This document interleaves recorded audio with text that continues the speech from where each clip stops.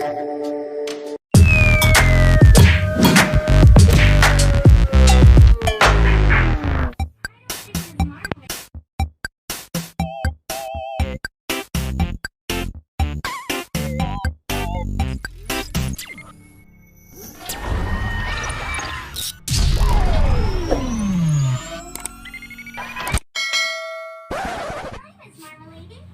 up mga kabisdak? Welcome back sa ating channel, Jumong TV Bisdak. Panibagong araw naman ngayon at panibagong vlog na naman tayo ngayon. Dahil ngayon at wala akong biyahe, may content ako ngayon na ituturo sa inyo. What's up po? At punta na tayo dun sa may ano ng parents ko. Farm ng parents ko, may kunting kakawan doon at i-discuss ko yung kung paano paano siya magpalaki ng kakao. Palaki ba yun? Hello mga kabisdak, dito na kami ngayon sa may banda dito sa may baba sa amin. Makikita natin yung mga eggplant ng parents ko, mga talong pala. At medyo malapit-lapit lang din yung pupuntahan namin. Yeah, dito na kami dumaan sa may sapa. Yan po. At tatawid tayo dito. Tawid. Yan.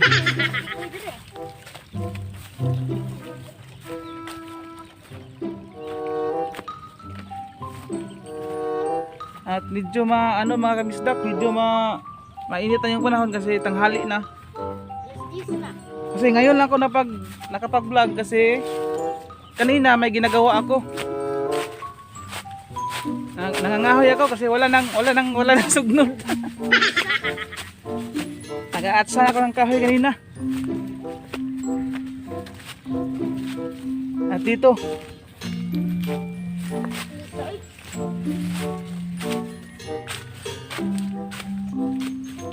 malapit na kami.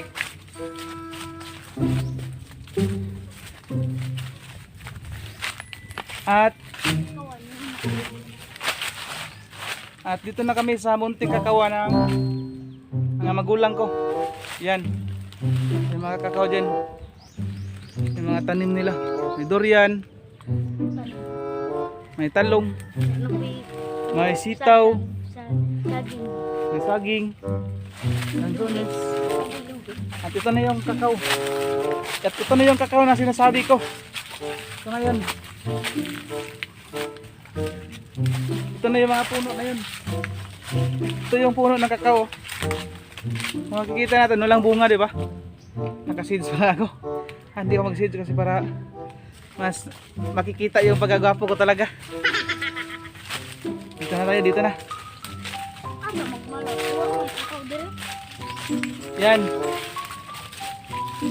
Yang nauna, yan si Commander. Bahala ka sa buhay mo. Commander yan.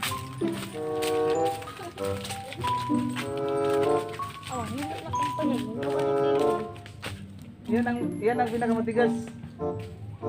No. Mga kabisdak, walang masyadong yung bunga yung mga kakao ngayon, no, kasi mainit ang panahon. Oh no. At hindi season ngayon. No, kung may makikita tayong bunga dito, kunti lang. Ito na yung mga bunga na ito. Ito na yung mga ginagawang mga tabliya. Sa mga hindi po nakakaalam, yan ang kakao. Yan ang ginagawang tabliya. At maghanap tayo ng yung bunga na kailangan na balutin. Yun ang hanapin natin. So walang masyadong bunga dito. Dapat ganito kalinis yung yung kakawa, no. Ito pala yung kakawa ng mga magulang ko. Hanap tayo ng kakao na doon na sa kabila. Kabila. Yan si Commander, naunang si Commander. Baka maligid ka dyan, ha? Para kang tubol yan. Maghinay-hinay ka dyan, baka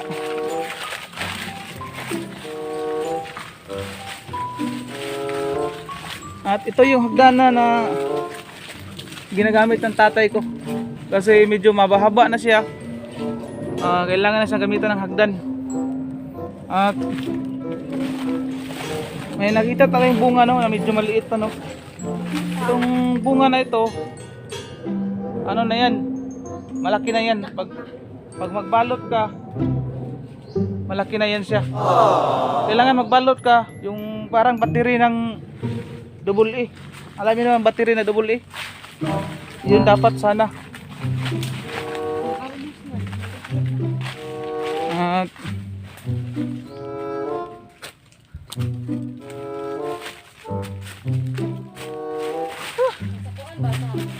ang bakilid naman dito. Ito may mga ano rin dito, may mga puno ng mangga. May mga durian, langka. At marami pang ibang puno dito kasi parang lasang. Sa may mga gilid-gilid, may mga lansones dyan. Makikita nyo. Hindi ko lang ma-focus kasi ang hirap dito. Ang hirap sa lugar. Paakyat. Yan may mga puno.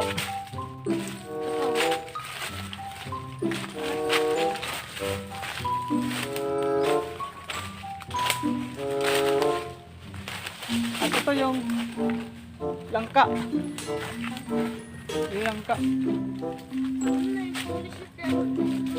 At dito sa kabila, may harang na siya kasi iba naman may-ari dito. May kanding oh. May kanding daw, may kanding.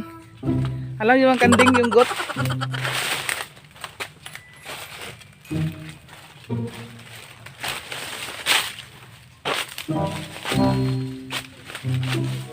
Ang hinahanap ko is maraming kakao dito. Kaso yung hinahanap ko yung maliit na babalutin natin. Ang problema ngayon parang walang maliit eh.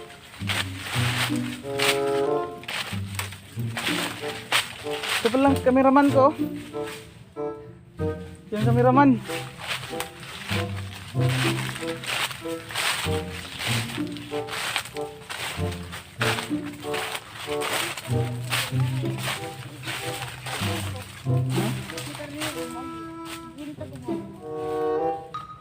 Pinta. Parang wala yung hinahanap natin ah. Saan ba tayo dito?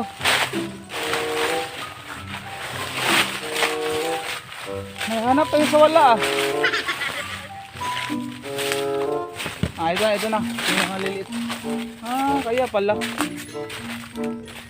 Pag ganitong buwan, talagang yung mga bunga ng mga bunga ng mga kakao is talaga kunti lang, no? Tingnan nyo guys, itong mga bunga na to is malaki na, nakabalot na siya. Yung binabalot, ito naman siya is, tingnan nyo guys, maliit lang siya, maliit. Dapat pag ganito is hindi pa dapat to balutin. Kasi maliit pa siya, tingnan nyo. Maliit pa siya. Pag maliit pa siya is may tendency siya na mag-molds. Pag mag-mold siya, talagang masisira, mabubulok siya. Kaya ang hinahanap natin is yung katamtaman kasi ito siya ay medyo maliit lang. Kasing laki lang hinalaki ko. Yung tamay ko kasing laki lang siya. Kaya maliit pa siya. Ang hinahanap natin is yung tamang-tama na balutin. Ang problema, walang tamang-tama dito. Puros nakabalot at wala siyang mga bulaklak. Tulad dito. Ito siya. Ito yung bulak ng kakao. At habang palaki ng palaki siya, maging ganito siya. Tingnan nyo guys na yung ano, yung binalot na medyo malaki na siya. Nakasurvive. Turo, ano mo na? Wala na balot. Bye. Guys, nakahanap tayo ng sa nakatamang-tama balutin. Ito yun siya guys. So yun. Ito yung pinakatama na balutin. Yung kasing laki ng double A na battery. At subukan natin. Kasi ito, pag ito yung balutin mo na ganito na siyang, ganito posturan niya, talagang susurvive na siya, hindi na siya masisira. At dito lang yung pagbalot oh. Ganito siya guys, yung silupin na plastic na pambalot ng kakao is nakadiretso lang siya, di ba? Butas lang siya oh, tingnan nyo. Di ba? Wala siyang ano, wala siyang harang. Diretso lang siya. Tapos papasok natin yung pasok natin yung kakao, yung bunga ng kakao. At stapler natin. Assistant ko, napakatagal ah. Yan. At tiyakin mo lang na baka stapler mo na hindi siya mahuhulog. At hindi rin siya higpit na baka stapler. Kailangan tamang-tama lang siya kasi sa paglaki niya at gaganyan siya, bubuo, ano yun siya. Diba? Hanap tayo ng iba naman. Hindi sa taas guys. Yan, nakikita nyo yung mga walang mga katulad nito oh. Sample natin. Ito ha. Ito, hindi to na balot kasi mataas. Walang hagdan. Ito naman yung bunga na hindi nabalot. Hindi siya nabalot. Pero tingnan mo, hinog na siya. Hindi akin na yung itak. Subukan natin buksan. Buksan natin yung bunga na hindi siya nabalot pero hinog na siya. Ito na yun siya.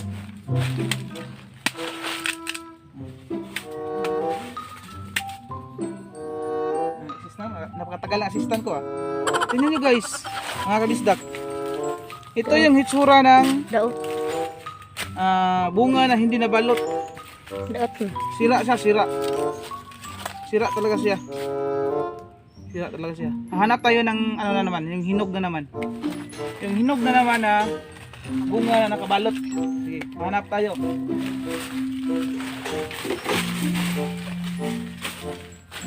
May maliit ito na binalot ng tatay ko. Tingnan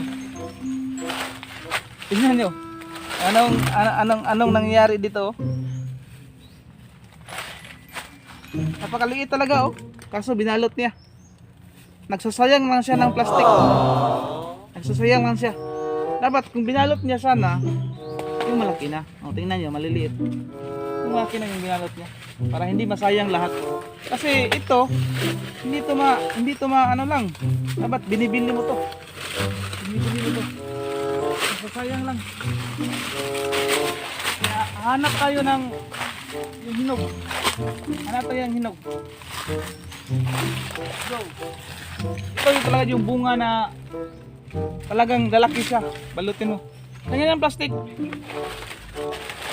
Balutin natin to. Maghirandahan ka dyan. Baka madapa ka dyan. Ito na yun. Kaya ganito na yun.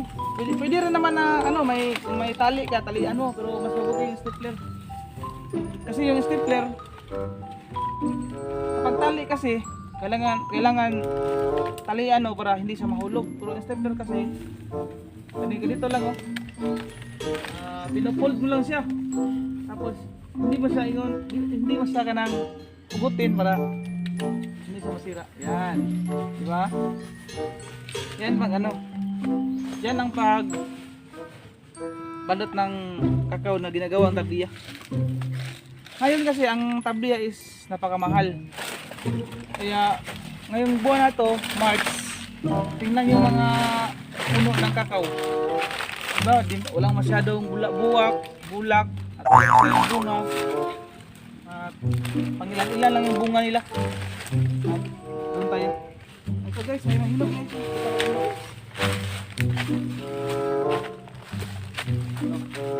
Ngayon, nakakita tayo ng hinog na nakabalot siya. Nakabalot to ha. Yung hindi nakabalot is, yung buto niya is matigas. Ito. Bukuin natin. Buakin natin.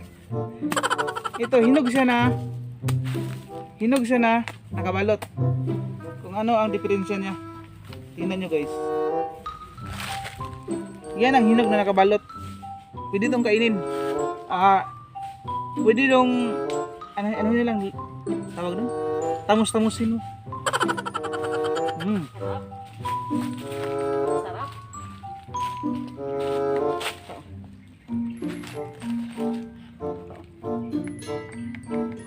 Matamis siya guys, matamis. Important, matamis siya. Ito yung nakabalot na bunga. Ikumpara natin sa hindi nakabalot. At mayroon sa mga isa na naman. Nakuha ito ng assistant ko. Ito ay nakabalot rin siya, pero ang problema niya is, sa tingin ko dito, Butik. nakabalot siya pero malaki na siya binalot. Kaya ito na nangyari sa kanya. Okay, buwakin natin ha. Ito. May ano siya, may buto siya kaso may matigas na. Ang problema dito is binalot siya ng malaki na. Ito yung binalot ng malaki na. Di ba? Guys, may natutunan ba kayo sa mga explanation ko about sa kakao?